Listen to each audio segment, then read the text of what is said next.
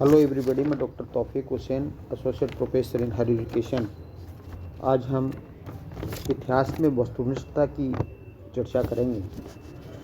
जैसा कि आप जानते हैं कि वस्तुनिष्ठता है, उससे हमारा क्या तात्पर्य है। वस्तुनिष्ठता से हमारा ये तात्पर्य है कि कोई किसी भी जो ऐतिहासिक घटना को जो यथातथ्य है यदि प्रस्तुत किया जाता है तो उसे वस्तुनिष्ठता कहते हैं। या हम कहें कि वस्तु जैसी है उसको उसी तरह से है प्रस्तुत करना है, वो वस्तुनिष्ठता है। और यदि वस्तु के अंदर वह अपनी जो अनुभूतियाँ हैं वो समावेशित कर दी जाती है या अपने दृष्टिकोण से वस्तु को प्रस्तुत किया जाता है तो उसको विषयनिष्ठ कहा जाता है या व्यक्तिनिष्ठ कहा जाता है।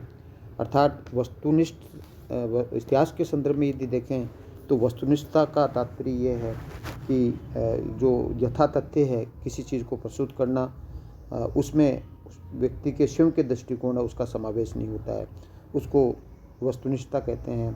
जबकि व्यक्तिनिष्ठता में व्यक्ति अपने दृष्टिकोण है या व्यक्ति है वो उस वस्तु अपने दृष्टिकोण से उस तथ्य की व्याख्या करता है, उसे हम सब्जेक्टिविटी है वो कहते हैं या इसको व्यक्तिनिष्ठता कहते हैं। तो हमारे सामने एक प्रश्न उठता है कि इस तरह की जो वस्तुनिष्ठता है कि जैसे तथ्य हैं उसको उसी तरह से वो प्रस्तुत कर सकना है, क्या इतिहास में संभव है? तो हम कह सकते हैं कि इतिहास में है वो वस्तुनिष्ठता है वो उस प्रकार से संभव नहीं है जिस प्रकार से विज्ञान में वस्तुनिष्ठता संभव है। क्योंकि विज्ञान के अंदर है, यदि हम गणित की बात करें तो 2 2 4 होते हैं, तो ये जो चीज़ है वो सर्वकालिक और सर्वमान्य है। देश और काल में इसका कोई फर्क नहीं पड़ता, हर गणितज्ञ है उसको 2 2 4 ही कहेगा। या हम खगोल शास्त्र की बात करें, सूर्य ग्रहण चंद्र ग्रहण के विषय में या गुरुत्वाकर्षण के विषय में कोई बात करेगा तो ऐसी स्थिति में देश और हर समय के अंदर है, हर स्थान के अंदर है, वो एक ही बात ही कहेगा, तो उसे वस्तुनिष्ठता कहते हैं। तो विज्ञान के अंदर जैसी वस्तुनिष्ठता है वैसे इतिहास में नहीं होती। क्योंकि इतिहास में जो इतिहासकार किसी घटना का वर्णन करता है तो सबसे पहले तो उसकी वस्तुनिष्ठता है वो यही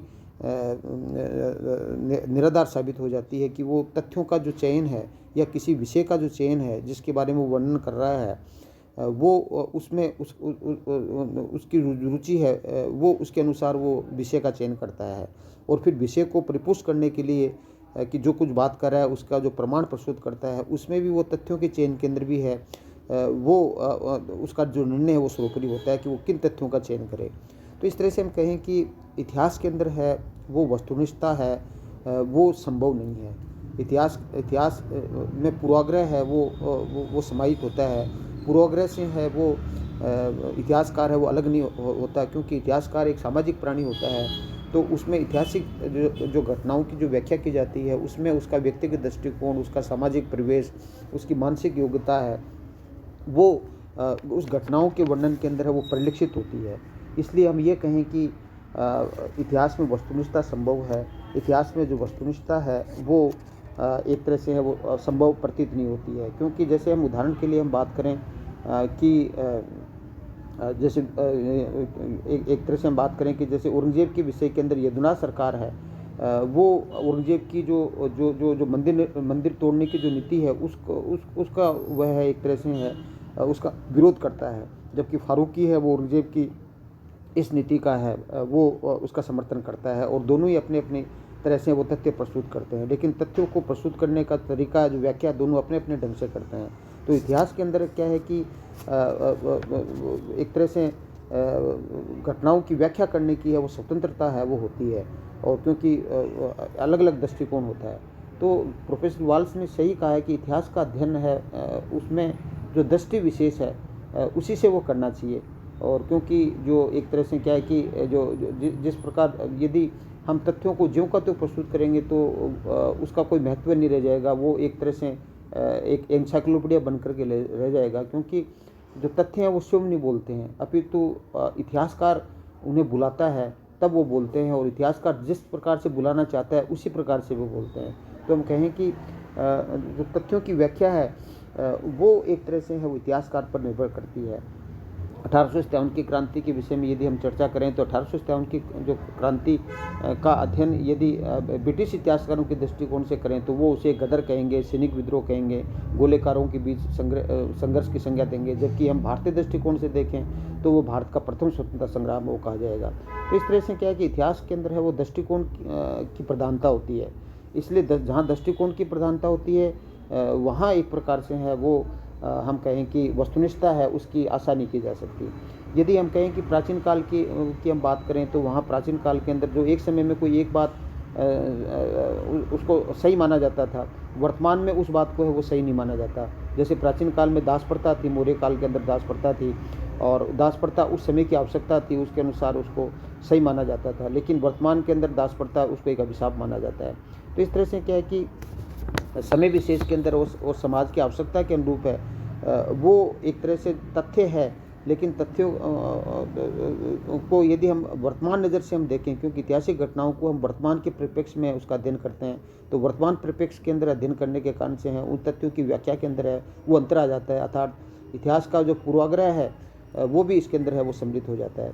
तो एक तरह से क्या, एक तरह से जैसे प्रसिद्ध इतिहासकार बटरफील्ड है उसने सही कहा है कि वस्तुएं जैसी हमें दिखती हैं वैसी नहीं है, अपितु व्यक्ति जैसा उन वस्तुओं को देखता है वैसे ही वो नज़र आती है। अर्थात घटनाएं जो इतिहास के अंदर जो हमें मिलती हैं वो घटनाएं वैसी नहीं है जैसे कि वो थी, अपितु इतिहासकार उन्हें जैसे प्रस्तुत करता है उसी प्रकार से वो जो घटनाएं हैं वो हमें वो प्रतीत होती हैं। तो इतिहास के अंदर क्या है कि जो एक तरह से जो विज्ञान की तरह है वो जो वस्तुपरकता है वो संभव नहीं है। वस्तुपरकता ये हम कह सकते हैं कि इतिहास को है वो विज्ञान के करीब ले जाता है। इतिहास जो इतिहास को विज्ञान मानने वाले जो इतिहासकार हैं वो एक प्रकार से है वस्तुपरकता की अपेक्षा करते हैं। तो एक तरह से क्या है कि वस्तुपरकता की जो समस्या है उसमें दो पहलू है, उनको ध्यान रखना चाहिए, क्योंकि एक तो तथ्य है और एक उसकी व्याख्या होती है। तो तथ्यों की व्याख्या तथ्यों के अनुरूप ही होनी चाहिए, तथ्यों को तोड़ मरोड़ करके है वो प्रस्तुत नहीं करना चाहिए। तो इस दृष्टि से है वो इतिहासकार से वस्तुपरकता की आशा की जा सकती है कि वो तथ्यों को तोड़ मरोड़ के प्रस्तुत नहीं करे। और एक तरह से क्या है कि हम ये कह सकते हैं कि इतिहासकार को तथ्यों का जो वर्णन है वो कुछ नियमों के अनुसार है वो ही करना चाहिए, क्योंकि एक तरह से क्या है कि इतिहास है वो हमें भविष्यवाणी करने की क्षमता वो देता है। तो एक तरह से क्या है कि कोई भी ऐतिहासिक घटना है वो अचानक घटित नहीं होती है, अपितु घटनाओं के कुछ निश्चित कारण होते हैं। और एक तरह से इन घटनाओं के कारण जो कारण होते हैं और उन कारणों को देख करके है वो जो घटना घटित हुई उसका अनुमान लगाया जाता है। इसलिए जो वस्तुपरकता की जो समस्या है उसमें जो तथ्य और व्याख्या का जो संबंध है और उसकी जो कारणता का सिद्धांत है उसको समझ करके ही है वो घटनाओं का अध्ययन करना चाहिए, क्योंकि घटनाएं क्यों घटित हुई इसके विषय के अंदर है वो इतिहासकार है वो अपने दृष्टिकोण से उसकी व्याख्या करता है। तो एक तरह से तथ्यों के चेन के अंदर है वो वस्तुपरकता की अपेक्षा है वो एक तरह से इतिहासकार से की जा सकती है। तो जैसा कि हम कहें कि जो प्रसिद्ध इतिहासकार जो गोरेंस्की है वो उनका मानना है कि वस्तुपरकता का अर्थ बिना व्यक्तिगत पक्षपात के और बिना पूर्वाग्रह के यदि ऐतिहासिक तथ्यों का इतिहासकार प्रयोग करता है तो वस्तुपरकता संभव है। तो एक तरह से हम कहें कि इतिहासकार जब अतीत की घटनाओं का जो वर्णन करता है तो उसे यथातथ्य है उसका वर्णन करना चाहिए, और ऐसे करते समय है वो उसको जहाँ तक संभव वो अपने पक्षपात से रहित रहना चाहिए, पक्षपात नहीं करना चाहिए, पूर्वाग्रह से एक तरह से दूर रहना चाहिए, और एक प्रकार से एक तरह से क्या है कि तथ्यों को ईमानदारी से है वो प्रस्तुत करना चाहिए, तथ्यों को तोड़ मरोड़ करके है वो प्रस्तुत नहीं करना चाहिए। तो एक तरह से हम कह सकते हैं कि वस्तुपरक इतिहासकार अपने जो एक तरह से जो पूर्ववर्ती जो इतिहासकार उनके मतों का उनको एक तरह से आदर भी करना चाहिए, और क्योंकि उसका जो वो इतिहासकार है वो अपने पूर्ववर्ती इतिहासकारों के जो दृष्टिकोण है उससे वो असहमत भी हो सकता है, पूर्णतः असहमत भी हो सकता है, लेकिन उसको वो अपनी सहनशीलता दिखानी चाहिए। और एक तरह से क्या है कि उसकी जो व्याख्या करता है इतिहासकार जो व्याख्या करता है तो उसको ये दावा नहीं करना चाहिए कि उसने जो कुछ प्रस्तुत किया है वो बिल्कुल सही है, क्योंकि उसने जो कुछ प्रस्तुत किया वो अपने दृष्टिकोण से है, वो एक तरह से प्रस्तुत किया, लेकिन फिर भी इतिहासकार को एक तथ्यों के चेन के अंदर है वो ईमानदारी दिखानी चाहिए। और एक तरह से क्या है कि क्योंकि इतिहासकार है वो भी एक मानव ही है, अतः उसके उसके लेखन के अंदर है उसका जो सामाजिक परिवेश है, उसकी जो मानसिक क्षमता है वो एक प्रकार से है उसमें उसके लेखन के अंदर है वो दृष्टिगत होती है। तो और इसके साथ साथ हम भी कह सकते हैं कि इतिहासकार किस काल में लिख रहा है उसका भी महत्वपूर्ण भूमिका होती है, क्योंकि वो जिस काल के अंदर लिख रहा है उसके अनुसार है, उसके सापेक्ष के अंदर है वो उसका वर्णन वो करता है। तो इस तरह से हम कह सकते हैं कि इतिहास के अंदर जो सत्य है वो बदल जाते हैं।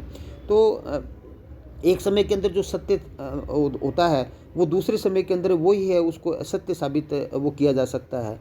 तो एक तरह से हम ये कहते हैं कि इतिहासकार है को एक तरह से जानबूझ करके वो तथ्यों को विकृत करने की चेष्टा नहीं करनी चाहिए, क्योंकि समय के अनुसार तथ्य बदल जाते हैं, क्योंकि हमारी जो सामाजिक आवश्यकता है वो एक तरह से बदल जाती है, उसके अनुसार हम उन तथ्यों को उस दृष्टि से देखते हैं। तो तथ्यपूर्ण इतिहास है उसको एक तरह से हम कहें कि वस्तुपरक माना जाता है, लेकिन तथ्यों के होते हुए भी है वो ऐतिहासिक जो वर्णन है उसको विकृत किया जा सकता है। और इसका एक तरीका ये है कि जो कुछ तथ्य हैं जो उसको इतिहासकार है वो छोड़ देता है।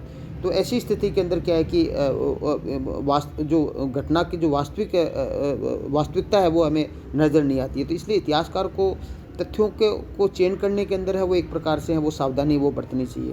जैसे 1857 की क्रांति के बारे में यदि हम चर्चा करें तो मैंने आपको जैसे बताया कि अंग्रेज़ है वो एक प्रकार से उन तथ्यों को उस तरह से प्रस्तुत करते हैं कि वो अंग्रेज़ है वो कि वे भारत के लोगों को है वो शिक्षित करना चाहते थे। इस वजह से हैं उन्होंने एक प्रकार से है वो अपना साम्राज्य स्थापित, भारत में उपनिवेश स्थापित किया, लेकिन और उन्होंने जो विद्रोह किया वो एक प्रकार से गलत था। जबकि राष्ट्रवादी इतिहासकार ये कहते हैं कि एक तरह से है वो 1857 की क्रांति को वो अपने दृष्टिकोण से वो देखते हैं। तो इस तरह से दोनों का अलग अलग दृष्टिकोण है वो होता है। तो ऐसी स्थिति के अंदर है वो एक तरह से है वो इतिहासकार का जो वस्तुपरक होना है वो संभव प्रतीत नहीं होता है। तो एक तरह से इतिहास के अंदर जो ऑब्जेक्टिविटी है वो एक तरह से उस तरह से ऑब्जेक्टिविटी असंभव है जिस तरह से ऑब्जेक्टिविटी हमें विज्ञान में पाई जाती है। क्योंकि जैसे हम कहें कि कोलिंगवुड ये कहता है कि इतिहासकार जिस अतीत का अध्ययन करता है वह मर्त नहीं होता है, अपितु वर्तमान में भी वो जीवित रहता है, और प्रत्येक इतिहासकार है वो प्रत्येक इतिहास है वो विचारों का इतिहास होता है।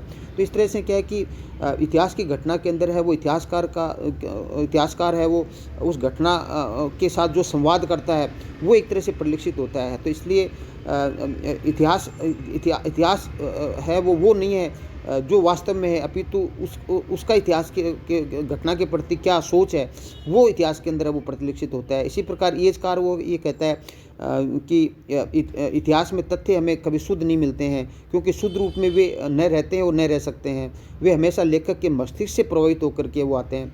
इसलिए इतिहास में वस्तुनिष्ठता है वो कैसे हो सकती है, क्योंकि लेकिन हमें ये इतिहास लेखन करते समय ध्यान रखना चाहिए कि हमारा ध्यान है वो एक तरह से इतिहास का जब अध्ययन करते हैं तो हमारा ध्यान केवल तथ्यों पर केंद्रित नहीं होना चाहिए, अपितु लिखने वाले जो इतिहासकार है उस पर भी केंद्रित होना चाहिए। क्योंकि इतिहासकार की जो मानसिक क्षमता है और उसकी जो समझ है वो उसके अनुसार वो तथ्यों का वर्णन करता है, वो तथ्यों को किस तरह से देखता है वो इतिहासकार पर निर्भर करता है।